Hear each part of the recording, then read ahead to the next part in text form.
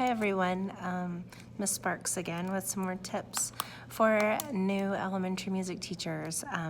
Today I'd like to talk to you about concert prep. So when you're prepping for a concert, it's really important that you look at your timeline. So what I do is I normally take my calendar from my teaching planner and I look at the date that is closest to the holiday that I'm going to do the program for. Or on that day. So Veterans Day, for example, I look at, okay, what day do we have off? I try to do it the day before that.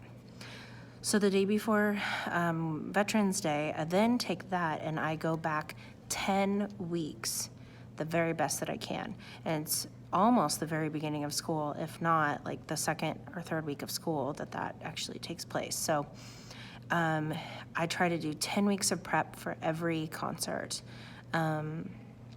And sometimes for kinder, I do 12 weeks. And that can be super monotonous and exhausting after you're like, okay, when is the concert? We're ready to go.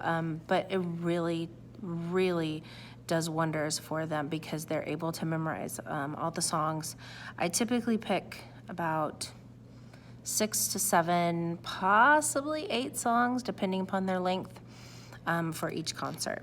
So start them 10 weeks out at least, and for the younger ones, maybe even 12 weeks, all right? The next thing you need to do is book a dress rehearsal day, and I don't mean dress like get dressed, I just mean like dressed up or whatever. I just mean like with everyone. So you're practicing a week with just one class each time you see them. Now you're gonna do one big full rehearsal with all the kids. This is gonna let you see how many risers that you need. You can kind of speculate ahead of time, but you're really gonna know. Also gonna show you what's the balance of boys to girls, and I like to do boys on one side, girls on the other side. The other thing is those kids that are a little bit more of a challenge or struggle to stand still, put them on the ends, and then that way, if something were to happen, a teacher could be there to grab them and take them to the bathroom or just get them off stage if they need to be removed. So hopefully that doesn't happen, but when it does, it's good to have them on the end, okay? I train them to stand on the risers with their toes on the edge of the riser. And I start that from day 1. And I am a stickler about it. I make sure that they all have their toe on the edge of the riser.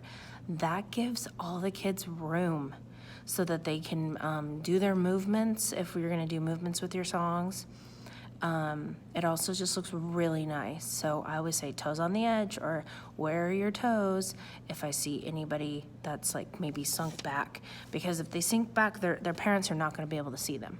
All right, so toes on the edge, and then eyes on me, hands to their side, until you were doing some movements. Try to book the concert day during a perfect time of day for that particular day. And what I mean by that is you've got to check the breakfast schedule, the lunch schedule, recess, all of those things, and talk to your principal about this and say, ask him when is a good time to squeeze that in if you're gonna do a morning concert. And then also for afternoon. You don't wanna do it during lunch. You don't wanna do it during the recess time typically, and you don't want to do it too close to the end of the day because then they're not going to be able to get their backpacks together and get back on the bus or get on the buses on time.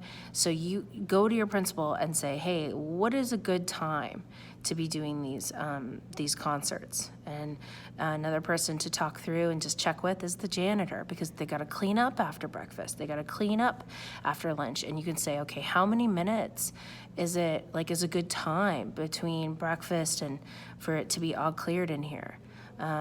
If you're doing, like with us, we have our concerts, I pull my movable wall and all the kids that watch sit in the gymnasium. So talk with them and figure it out. Also, your prep time.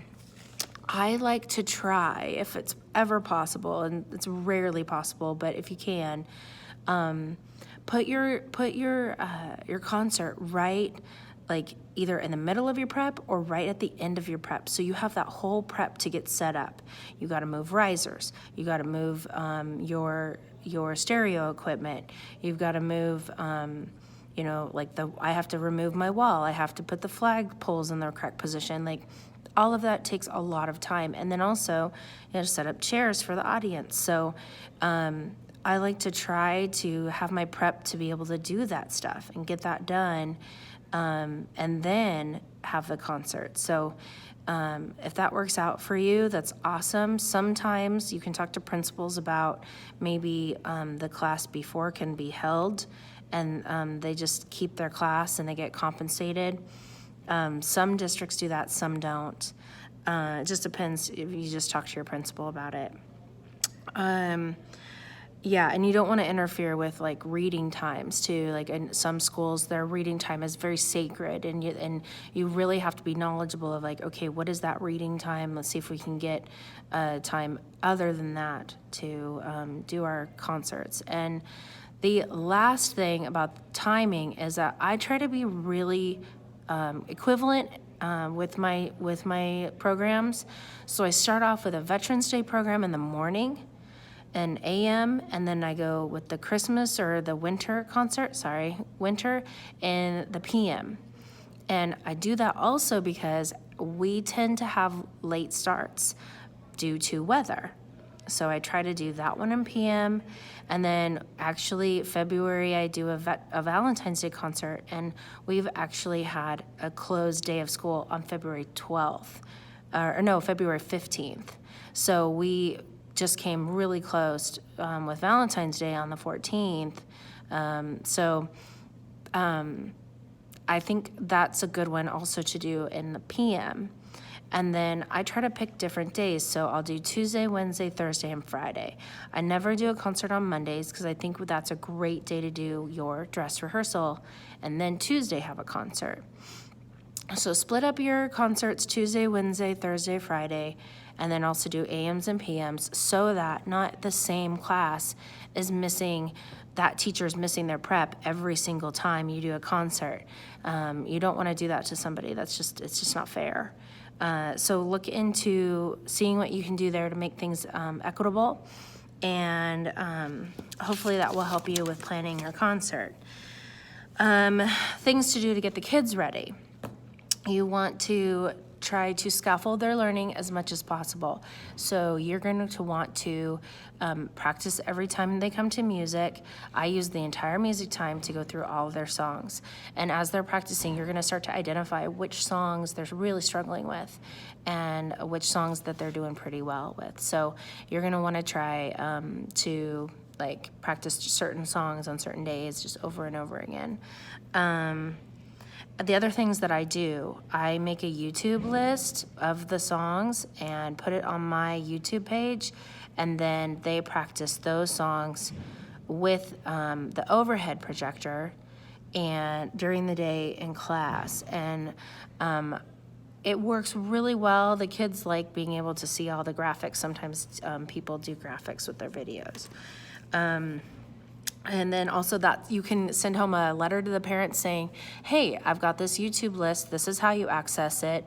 Go ahead and add me, subscribe to my channel, and then you can access this list and they can practice at home. I have a lot of kids that do that. And then the other thing I do is I send a packet home of the words of the song so that they can practice at home. Even if they don't know the tune, like the parents don't know the tune, they can still help their kids read them and learn the words.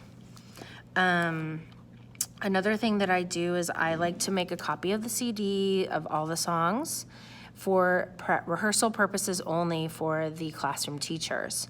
So they get a list of the songs, and then I give them a word packet. And I beg them, and I just say, please, I know that you're really busy, but if there's any extra time, if there's any chances, please practice these words with the kids especially, and I'll highlight the parts that maybe they're not getting or that the words are pretty complicated. So I highlight those for them, and especially this part. If you can just take 5 minutes during your day to go over this specific part, that will be so helpful. And a lot of teachers love practicing the songs with the kids because they love seeing it. They love hearing the kids be so happy singing their songs, and they're pretty amazed by it. So I recommend that you bring the teachers in the loop and do that. You're gonna probably have some teachers that are like, I don't have time to do that extra stuff, and that's okay, because those few classes that do practice, it's really gonna be helpful when it comes time for your concert.